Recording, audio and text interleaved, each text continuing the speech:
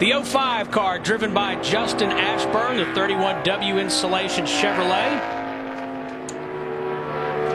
Ashburn, 27 years old, out of Jolton, Tennessee. Jeff, a couple things that see me about this car that concern you a little bit about qualifying. I mean, the front of the grill looks like to me they could left a lot of tape off the nose of this car. And I know he's locked in, probably just being cautious on this qualifying lap, but a lot of room left there on the nose of that car to get that down for us. It really looks almost like the thing is wide open. And again, I'm listening to the engine, and it doesn't even sound as crisp as I would like for it to be. You see a little bit of smoke coming out of the back of that car. Couldn't tell if that was a tire rub or if he's got a little issue with the engine. But again, it just doesn't sound like it's really running up to par.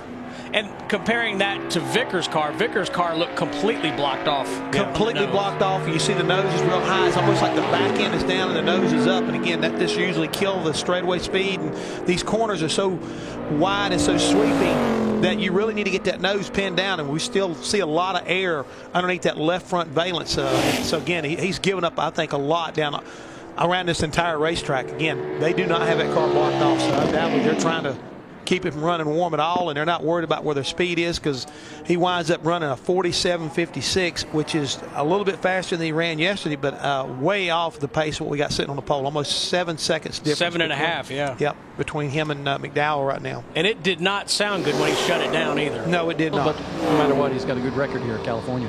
I'll say Bob Kyle Busch led 144 laps back in August, winning from the pole. And we watched Johnny Chapman in the 90 car. Just a reminder, the top 30 locked in points for tonight's race. Let's go to Wendy. Joey Logano third in final practice yesterday and third right now on that qualifying grid. We're talking about the weather getting warm. How was it out there for you? A little bit more loose than you expected? Yeah, a little bit more than we wanted it to, but yeah, I felt like we had a pole run or a pole car at least. But I know my car is good in the race. So race trim yesterday was awesome. So hopefully it drives the same tonight. All right, Joey Logano wrestling with his car here in qualifying. I'll tell you, some of what we're seeing is we see Johnny Chapman finish his lap. Jeff, when you go in turn one at this racetrack, you got like an area picked out in the wall where you would typically let off the throttle, like a mark that you would go by. In qualifying, you sometimes carry so much more speed down in there, then you try to go a little bit. Time you get to that place where you normally get off the throttle or start trail braking, you're carrying a lot more speed, and sometimes you're not able to get off the other side. Yeah, it can mess you up. Again, we always talk about hitting your marks in qualifying. I think that's one of the keys right now, is that if you can get down in there and go that little extra and not miss the line on the exit, that's what. Nice qualifying effort by Terry Cook in his Chevrolet, 14th overall in the 91 car. Qualified. Michael Annett will have to go to a backup car. He wrecked in between turns 1 and 2 on his qualifying lap.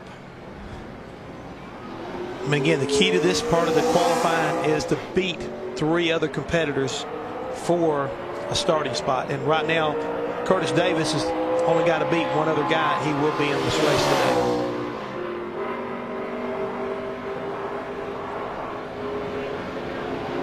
Here's a guy that's all smiles from yesterday's qualifying in the Sprint Cup Series. Joe Nemechek was the last car to qualify in, and now he's going to try to do the same thing here in the Nationwide race. That's cool how things turn around. I'm sure he would, certainly want to be in the Daytona 500 first time out. But first car to miss last week, last car to get in this week. So you got to give those guys credit for keeping their head up and coming out here and doing it again. And Hermie, you know what it's like to make that effort as an owner. Oh yeah. And that's what Joe Nemechek's doing out of his own pocket. It's financially it's big, but emotionally for the team. I mean, and Joe's not a guy that just there to be there. I mean, he's owned his teams in the past and won a Nationwide Series championship. I mean, so he knows how to do it. But it had to be a tough pill to swallow right out of the box to go to Daytona and miss that show. It's a good rebound for those guys. And you see that Nationwide Series car unadorned with sponsor logos. So Nemechek trying to attract a sponsor, and why not? He's a guy who's a proven winner at any level he's been at. Right now, he's just trying to get a solid lap in here, which he's been able to do. He's now 26th quickest. And just want to keep you updated, Kyle Busch and Greg Biffle both locked into the show.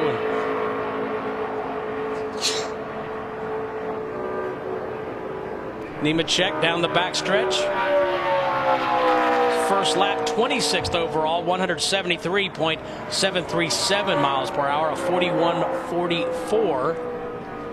Hermie, what I'm seeing right now, 41.40 is kind of like in that danger zone. Look, there's a lot of guys there. You got Curtis Davis at a 41.40. You got Nemechek at a 41.42. Rudiman at a 41.45. So for Joe to feel good about this, he needed to pick up just a little bit. But I still think that'll be a okay lap. 41.40 is, to me, is a competitive enough speed to get in, but still a long way to go. We'll see how it plays out. Terry Cook now locked into the show later on. We'll be right back. And back at the Auto Club Speedway, nice qualifying effort by Casey Atwood in the 85 car. The 28-year-old has locked himself into the show. The other drivers locked in are Kyle Busch, Greg Biffle, Terry Cook, and of course at 95 miles per hour. Up now, veteran driver Dennis Setzer. 2 career wins. I remember him outdueling Hermie Sadler at the Hickory Motor Speedway in a number 59 car. Alliance trailer. What is this? Pick on Hermie Day. I am acknowledging your racing brilliance. we just haven't had a whole lot of opportunities. I tell you what, Dennis Setzer is a great competitor. Always fun to race with. Had a lot of fun back in the day on the short tracks. Hickory, Orange County, South Boston. He and I had a big duel at South Boston one day as well. But a very good competitor, but a clean race car driver too, Jeff. Oh yeah, I mean that's the cool thing about Dennis. I mean he will race you as clean as you race him. So it's great to see him in the Nationwide Series. Longtime competitor in the Camping World Truck Series. And it's like I say, it's good to see him out here. He was really looking good down into turn 1 and 2, but for some reason now he slipped back in below that green line we're talking about, around 27th as far as making this race. You mentioned his sponsor back on the 59. Say it fast. Alliance Tractor Trailer Training Institute. Oh, that's training center. I can't do it 5 times. Oh. Dennis made his last Nationwide Series start at Dover back in 1998. Starts 27th in the Camping World Truck Series race today, which you'll see on Fox. He's going for a second lap right now, Steve, and he's right there at that log jam between Joe Nemechek at 41.44. He's at a 41.45. Rudiman's at a 41.45. A lot of cars kind of on top of each other, so he needs to pick it up on the second lap. It's back when Hermie was driving the number 25 Virginia Is for Lovers Chevrolet. Did you come up with that slogan? No, sir. Okay. I just represented it very well. That's interesting. And Dennis Setzer, nice pickup for Dennis Setzer. Knocked himself in. Good job by Dennis, knowing where you got to be and picking it up. He's locked in, as is Joe Nemechek. We'll see if Carl Edwards can hang on to the pole position.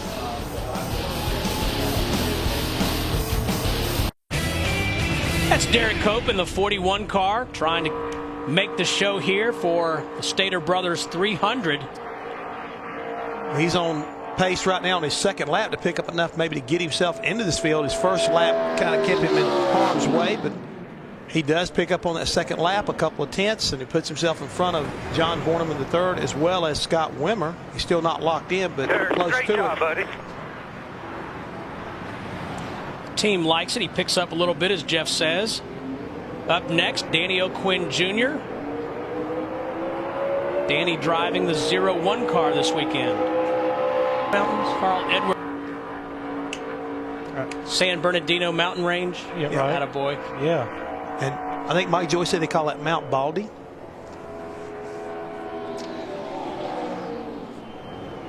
Well, J.C. Stout in the 0 car. Not quick enough. It does lock Danny O'Quinn Jr. in. But he made a nice pickup on that second lap right there to give himself a chance right now. He is going to need a little bit of help here, but he definitely put himself in a position where he might get in. Look at this. I mean, J.C. Stout picks up, gets ahead of Scott Wimmer. Scott Wimmer yesterday was 21st fastest in practice. You know they got to be scratching their head, Jeff. I'm sure it's disappointing right now. Something definitely was amiss on that race. Mike Harmon off of turn 4 trying to get a lap quick enough to make the show here at the Auto Club Speedway, and he will not do it. So Mike Harmon not quick enough to make the show. Disappointing for Mike. He didn't make the truck race. Came in here trying to double dip and not able to get it done for either series. So a long trip back to Alabama for the Mike Harmon and his crowd. Final two drivers to qualify. Andy Ponstein in the 02 Showbiz Graphics Chevrolet and Stanton Barrett in the InnerRush.net Chevys. So John Bornham in the third and Mike Harmon officially bumped out of the show. Now's when things get really, really tough down in the garage area as well as down on pit road, because J.C. Stout knows he needs a little bit of help right here to be able to get himself locked in. And Scott Wimmer, well, he's pretty much all he's got to do right now. He's got to make a little bit of a prayer to see whether or not these guys will run slow enough to allow him to stay in the field, because he is guy it's on the hot seat.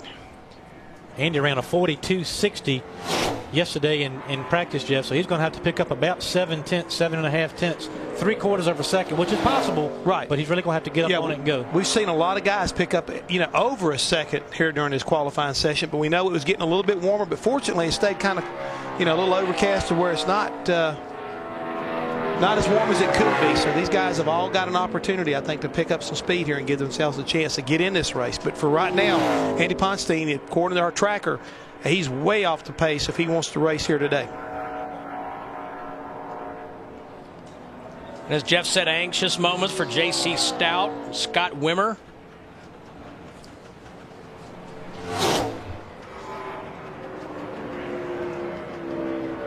He hustled on down in there into turn one, but I think it's going to hurt him. The car bobbles right in the middle of 1 and 2.